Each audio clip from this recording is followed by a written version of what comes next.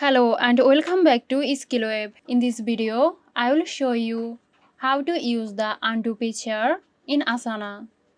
So let's get started.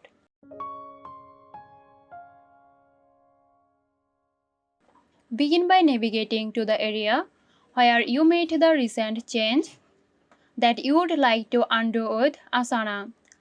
Perform a recent action such as moving a task, editing task details, or making changes to a project. If the action is reversible and the undo option is available, look for the undo option that typically appears shortly after the action is performed. It may display as an undo button or a pop-up notification. Click on the undo option or the undo button to revert the recent action or change you made in Asana. Please note that the availability of the undo feature in Asana may vary based on the action performed. Some actions might not have an undo option, especially if significant time has passed since the action was executed.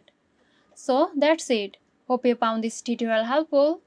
Stay tuned for more helpful tutorials here at SkillWeb. This video is sponsored by Girosoft. Girosoft offers graphic design, UI UX design, digital marketing and web development. Elevate your brand with Girosoft today. For more details, check the description box.